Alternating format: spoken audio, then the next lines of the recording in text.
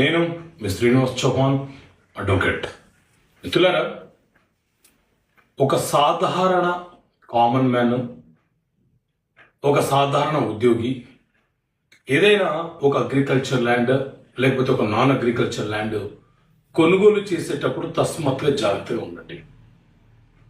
మనం లక్షల రూపాయలు పెట్టి ఆస్తిని కొంటాం, కానీ ఒక 10,000 రూపాయలు వెచ్చించి లీగల్ ఒపీనియన్ తీసుకోం, కానీ మనము నష్టపోయే ప్రమాదం మాత్రం చాలా ఎక్కువగా ఉంటుంది. సరే, ఏదేమైనా మీరు ఏదైనా ఒక నాన్ అగ్రికల్చర్ ల్యాండ్ కొనుగోలు చేసే ముందు మీరు తెలుసుకోవాల్సినటువంటి అంశాలు ఏంటి అని అంటే, మీరు ఏ ప్లాట్ అయితే కొంటున్నారో దానికి రేరా అప్రూవ్డ్ ఉందా, ఆ లేఅవుట్కి రేరా అప్రూవ్డ్ ఉందా తెలుసుకోండి. మీరు కొంటున్నటువంటి సర్వే నెంబరు ప్రభుత్వ భూములకు సంబంధించిన సర్వే నెంబరా, పట్టా భూములకు సంబంధించిన సర్వే నెంబరా తెలుసుకోండి. FTL పరిధిలో ఉందా